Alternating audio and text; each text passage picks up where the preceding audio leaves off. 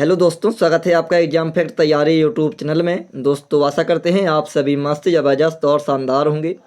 आज की इस क्लास में दोस्तों हम बात करने वाले हैं CISF न्यू वैकेंसी 2025 की।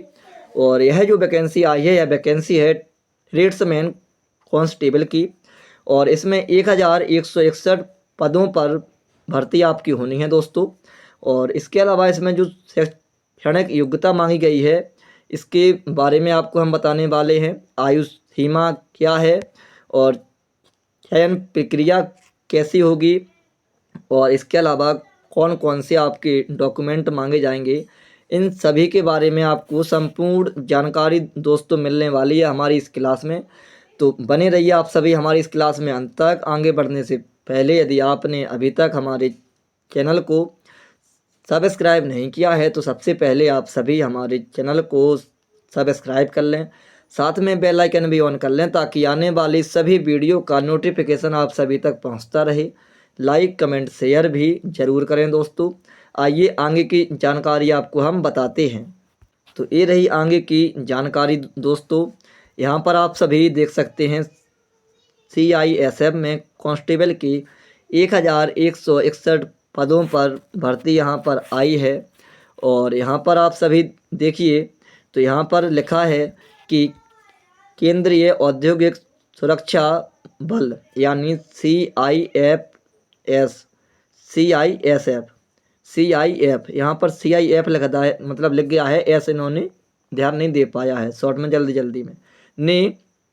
लेकिन ये जो वैकेंसी है CISF में आई है ने कांस्टेबल ट्रेड्समैन के 1161 पदों पर भर्ती निकाली है। ये भर्तियां विभिन्न ट्रेड, कुक, नाई, दर्जी, धोबी, स्वीपर, इलेक्ट्रीशियन आदि के लिए होगी।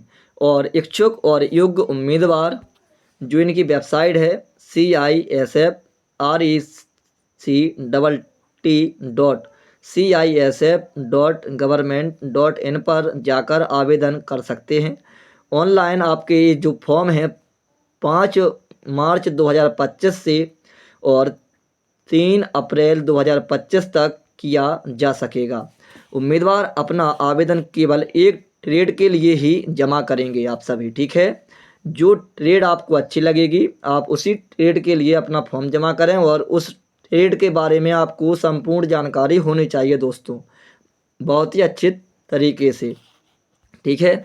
यदि उम्मीदवार 2 या अधिक ट्रेडों के लिए कई आवेदन जमा करता है तो केवल पहले आवेदन पर ही आगे की कार्रवाई आपकी की जाएगी। वैकेंसी का ब्यौरा आपको बता दें कि कौन सी ट्रेड में कितनी वैकेंसी हैं, यहाँ पर वही चीज़ है।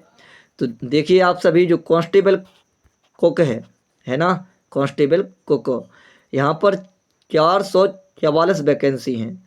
इसके अलावा जो कांस्टेबल में मोची है 8 वैकेंसी, दर्जी में 21 वैकेंसी, और जो नाई है इसमें 180 वैकेंसी यहाँ पर उपलब्ध हैं दोस्तों। इसके अलावा जो यहाँ पर धोबी है तो उसके लिए 236 वैकेंसी हैं, स्वीपर है तो 137 वैकेंसी हैं, और पेंटर है तो 2 वैकेंसी, बढ़ई है तो 8 वैकेंसी, और इलेक्ट्रीशियन है तो 4 वैकेंसी, माली है तो 4 वैकेंसी, वेल्डर है तो 1 वैकेंसी, ठीक है। और इसके अलावा आपको और हम आगे की जानकारी बता दें तो यहाँ पर चार्ज मैकेनिक है तो 1 वैकेंसी है, MP अटेंडेंट है तो 2 वैकेंसी।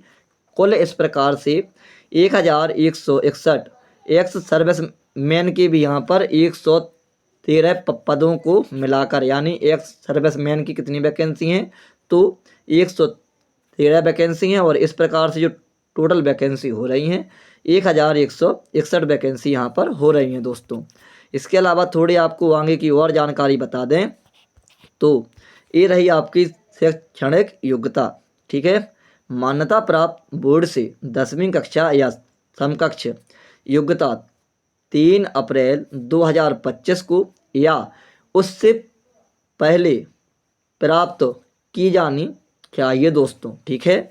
हाई स्कूल जो आपकी कंप्लीट है वह 3 अप्रैल 2025 के पहले कंप्लीट होनी चाहिए। संबंधित जो आपकी रेट रहेगी, उसमें आपकी ITI पास को प्रेफरेंस दिया जाएगा।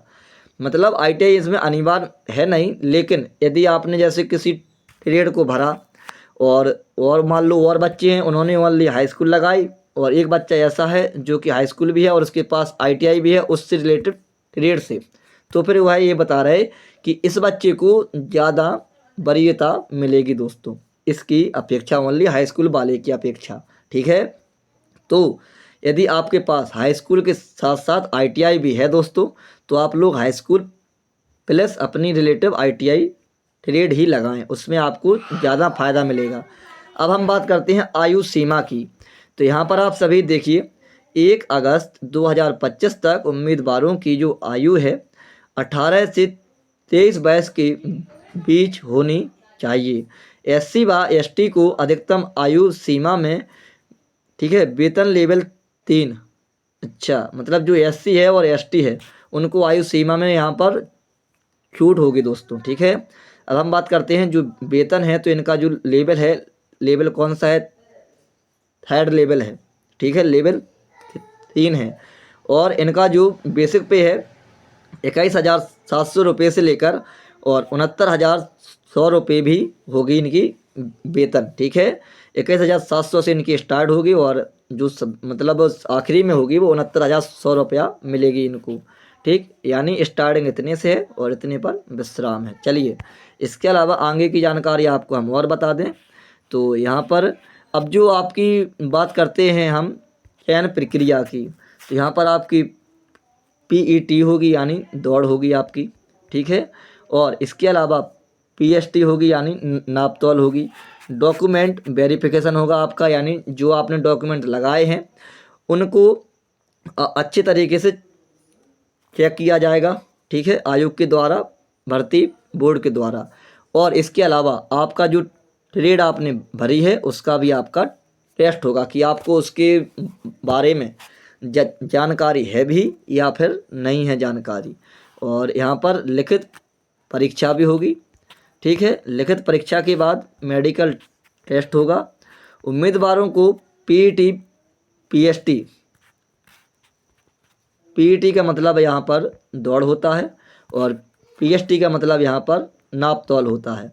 ठीक है, और इसके अलावा डॉक्यूमेंट चेक होंगे और ट्रेड टेस्ट के समय, जो आपका ट्रेड टेस्ट है दोस्तों, उसके समय उचित जांच के लिए अपने सभी मूल शैक्षिक अनुभव, जाति, निवास प्रमाण पत्र और अन्य सर्टिफिकेट लाने होंगे।